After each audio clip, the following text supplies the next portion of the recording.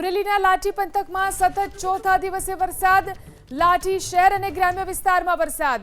લાઠી તાલુકાના ગામડાઓમાં વરસાદ વરસ્યો. લાઠીની શેરીઓમાંથી પાણી વહેતા થયા. અમરેલીના લાઠી પંથકમાં સતત ચોથા દિવસે વરસાદ. લાઠી શહેર અને ગ્રામ્ય વિસ્તારમાં વરસાદ. વધુ જાણકારી મેળવી અમારા સંવાદદાતા હરેશ કુમાર ફોન લાઈનથી જોડાયા છે. હરેશ, લાઠી શહેર અને આસપાસના વિસ્તારોમાં વરસાદ છે, શું સ્થિતિ? બિલકુલ, હવામાન વિભાગની આગાહીને પગલે સવારથી જ અમરેલી જિલ્લામાં વાદળછાયું વાતાવરણ છવાયું છે. ખાસ કરીને જે કોસ્ટલ બેલ્ટના રાજુલા પંથકમાં જે વરસાદ સવારથી શરૂ થયો હતો ને ત્યારબાદ લાઠી પંથકમાં પણ વરસાદની શરૂઆત થઈ છે. જોકે લાઠી શહેરમાં આજે ચોથા દિવસે વરસાદી માહોલ યથાવત છે. બપોર બાદ વાતાવરણમાં પલટો આવ્યો અને કાળા ડિબાંગ વાદળો વચ્ચે બપોર બાદ લાઠી શહેર તેમજ આસપાસના ગ્રામીણ વિસ્તારોમાં ધોધમાર વરસાદની શરૂઆત થઈ છે. જોકે વાવણી લાયક સારો વરસાદ પણ થયો છે અને સતત વરસાદ વરસતા ખેડૂતોમાં પણ ખુશી જોવા મળી રહી છે. ખાસ કરીને ધોધમાર વરસાદ વરસતા લાઠી શહેરની જે બજારો છે તેમાં વરસાદી પાણી વહેતા થયા છે. જી આભાર તમામ જાણકારી આપવા માટે. આ તરફ નવસારી શહેરમાં પણ ફરી વરસાદ શરૂ થયો. રાત્રિના વિરામ બાદ નવસારીમાં ફરીથી વરસાદને કારણે વિઝિબિલિટીમાં ઘટાડો થયો. નવસારીના લુન્સી કોઈ, આશાપુરી મંદિર સહિતના વિસ્તારોમાં વરસાદ, તો દૂધિયા તળાવ, રેલવે સ્ટેશન, લાઇબ્રેરી રોડ સહિતના વિસ્તારોમાં પણ વરસાદ. નવસારી શહેરમાં ફરી એકવાર વરસાદ શરૂ થયો. વધુ જાણકારી મેળવી અમારા સંવાદદાતા સિદ્ધેશ ફોન લાઈનથી જોડાયા છે. સિદ્ધેશ, નવસારીમાં ફરી એકવાર વરસાદ શરૂ થયો છે, કેટલો વરસાદ? રાત્રિના વિરામ બાદ ફરી એકવાર નવસારી શહેરમાં વરસાદી માહોલ જામ્યો છે. બપોર બાદ અચાનક જ વાતાવરણમાં પલટો આવતા શહેરના તમામ વિસ્તારમાં ધોધમાર વરસાદ વરસ્યો હતો.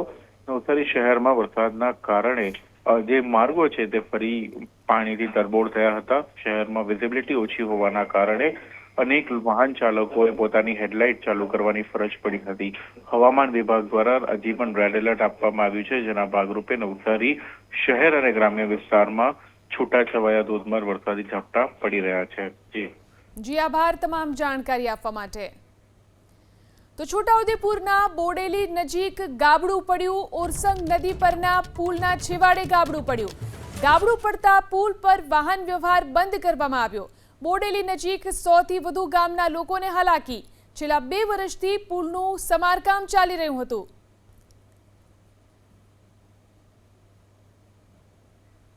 વધુ જાણકારી મેળવી અમારા સંવાદદાતા રેહાન ફોન લાઈનથી જોડાયા છે. રેહાન, જે રીતે પુલના છેવાડે ગાબડું પડ્યું છે, અત્યારે પુલની શું સ્થિતિ? જી જીલન, આપણે જણાવી દઉં કે છોટાઉદેપુર જિલ્લાના બોડેલી નજીકથી પસાર થતી ઓરસંગ નદીના પુલના છેવાડે ગાબડું પડ્યું છે.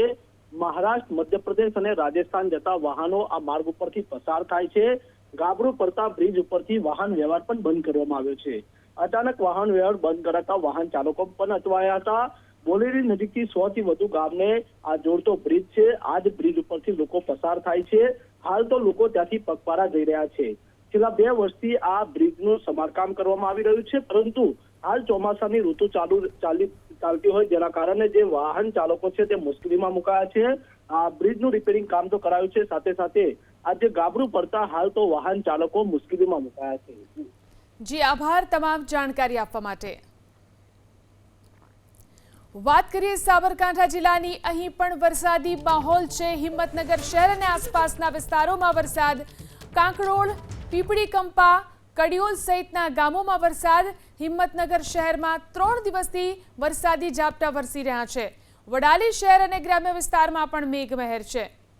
તો હિંમતનગર અને આસપાસના ગ્રામ્ય વિસ્તારોમાં પણ વરસાદી માહોલ, 3 દિવસથી વરસાદી માહોલ. વધુ જાણકારી મેળવી અમારા સંવાદદાતા દર્શન ફોન લાઈનથી જોડાયા છે. જી દર્શન, કેવો વરસાદી માહોલ સાબરકાંઠા જિલ્લામાં છે? ક્યાં ક્યાં વરસાદ છે? જીલન, સાબરકાંઠા જિલ્લાની અંદર છેલ્લા 3 દિવસથી ઝરમર વરસાદ યથાવત જોવા મળી રહ્યો છે. આજે જે બપોરના સમયથી જ આ વરસાદ વરસવાની શરૂઆત થઈ હતી. હિંમતનગર અને વડાલી જે વિસ્તાર છે, આ પંથક છે, આ પંથકની અંદર હિંમતનગર શહેર અને વડાલી શહેર સહિત આસપાસના જે ગ્રામ્ય પંથકો છે તે ગ્રામ્ય પંથકોની અંદર વરસાદ વરસવાની શરૂઆત થઈ ચૂકી છે. જે પ્રકારે ખેડૂતો છે તે ખેડૂતો દ્વારા પોતાના ખેતરની અંદર મગફળી અને કપાસનું વાવેતર કર્યું હતું ને તે વાવેતરમાં સિંચાઈ માટે તાતી જરૂરિયાત હતી. તે સમયે જ આ વરસાદ વરસવાની જે શરૂઆત થઈ છે તેને લઈને જે ખેડૂત આલમ છે તે ખેડૂત આલમમાં એક આનંદ વ્યાપ્યો છે. આ સાથે જ અસહ્ય જે ગરમી પડી રહી હતી એ ગરમીની વચ્ચે પણ આ વરસાદ વરસતા સમગ્ર પંથકની અંદર ઠંડક વ્યાપી છે. કેટલાક ખેડૂતો દ્વારા વાવણી કરવાની બાકી હતી તેઓ પણ વરસાદની રાહ જોઈ રહ્યા હતા, પરંતુ આ જે વરસાદ છે વરસવાની શરૂઆત થઈ છે તે પ્રમાણે જે મોટાભાગના જે ખેડૂતો હતા તે ખેડૂતો દ્વારા વાવણીમાં પણ જોતરાયા છે. મગફળી સહિતની જે વાવણી બાકી હતી તે વાવણી કરવાની ખેડૂતો દ્વારા શરૂઆત કરી દેવામાં આવી છે. એટલે કે જે આ વરસાદ છે વરસી રહ્યો છે તે ખેડૂતો માટે આશીર્વાદ રૂપ સાબિત થયો છે. જી આભાર દર્શન, તમામ જાણકારી આપવા માટે.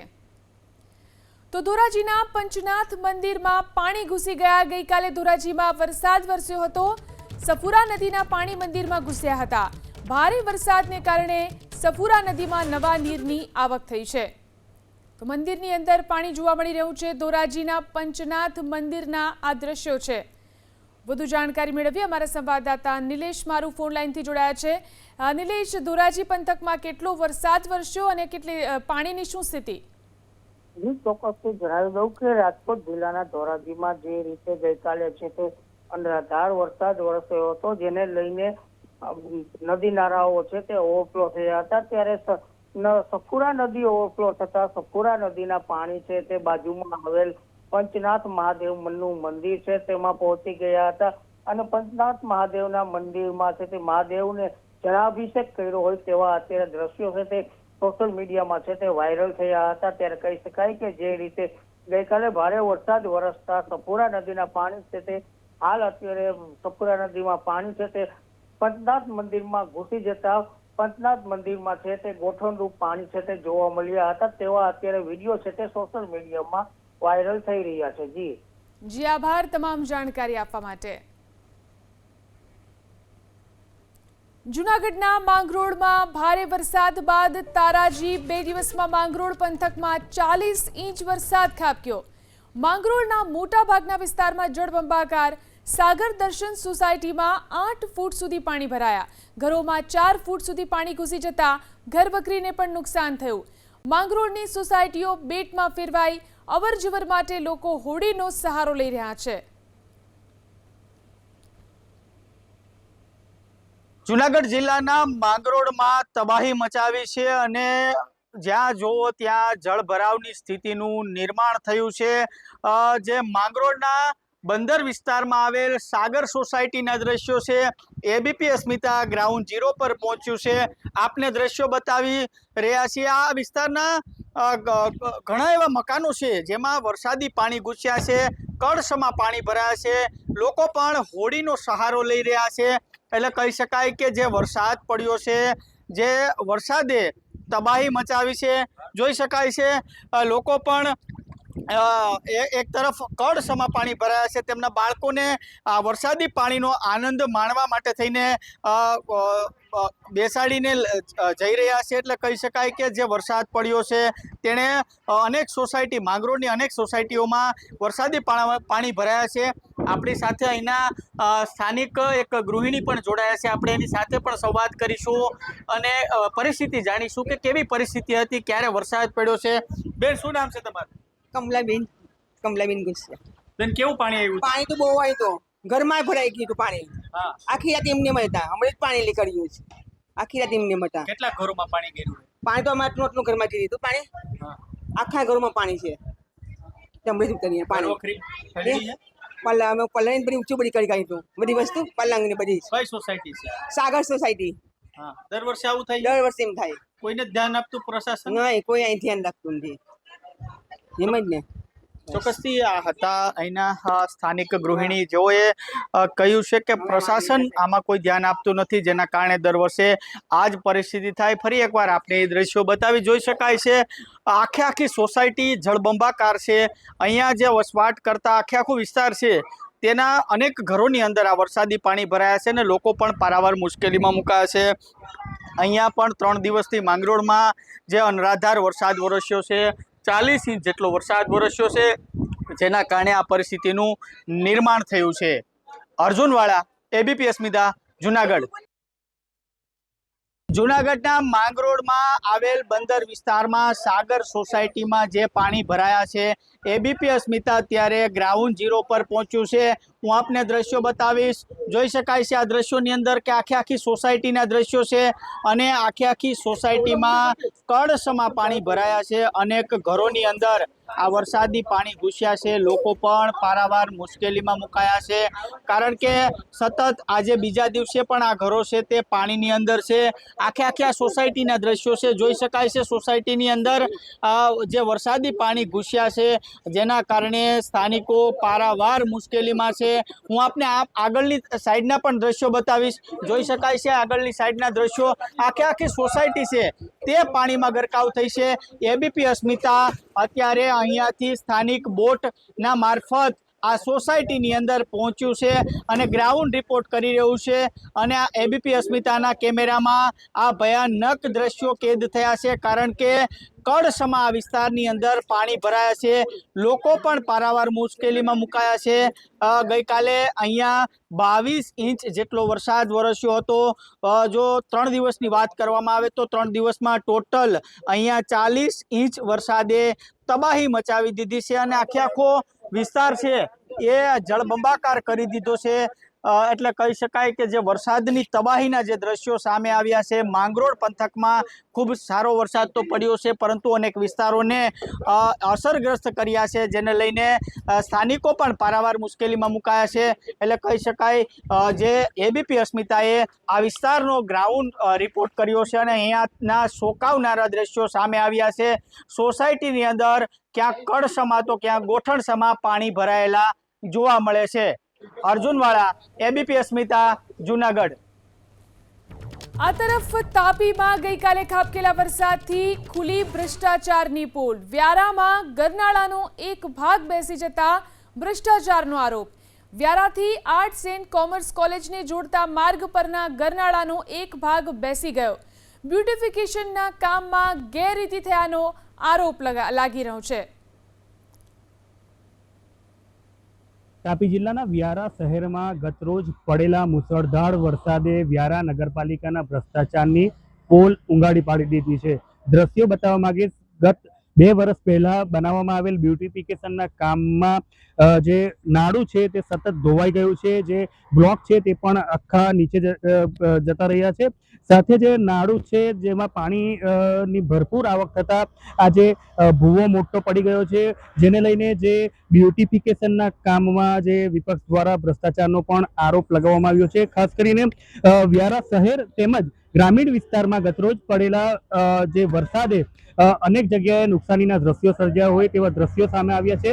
આપ જોઈ રહ્યા છો તેમ કે વ્યારા નગરપાલિકા દ્વારા જે કરવામાં આવેલ જે આ બ્યુટિફિકેશનનું કામ હતું તે કામમાં હાલ ભૂવો પડી જતા શહેરીજનોની જે મુશ્કેલી છે તે કશે ને કશે વધી છે, કારણ કે આ ફૂટપાથ છે અને બ્યુટિફિકેશન છે, અહીંથી જે નગરજનો અવર જવર કરતા હોય છે, ખાસ કરીને તેઓની મુશ્કેલીમાં કશે ને કશે વધારો નોંધાયો હોય એમ લાગી રહ્યું છે।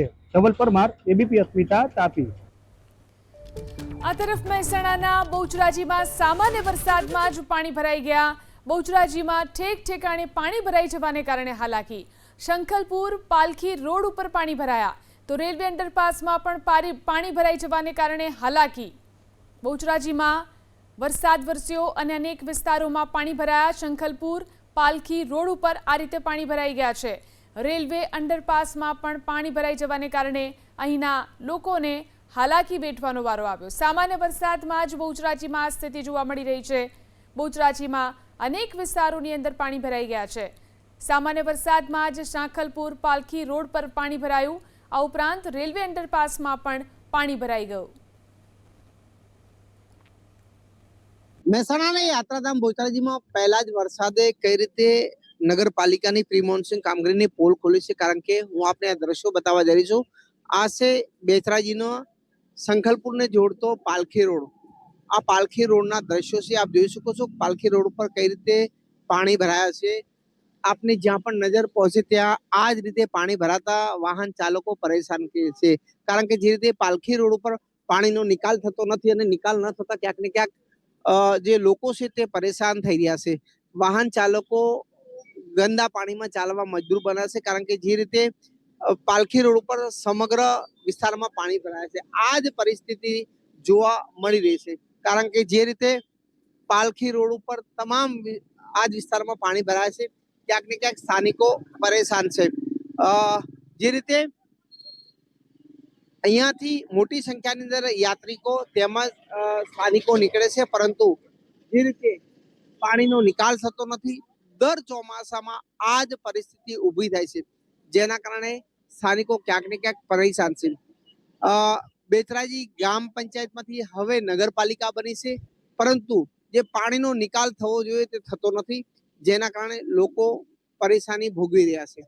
અહીંયા એક્ટિવા ચાલક છે, તેનાથી વાત કરવાની કોશિશ કરીશું, કારણ કે જે પરિસ્થિતિ છે. વડીલ, આપ જોઈ શકો છો કે અહીંયા જે પણ વાહન ચાલકો અહીંયાથી પસાર થાય છે, ક્યાંક ને ક્યાંક પાણીમાં ચાલવા મજબૂર બને છે. વડીલ, અહીંયા કેટલી પરેશાની છે? ખૂબ જ પરેશાની છે. અહીંયા દર વર્ષેનો અહીંયા ત્રાસ છે જ.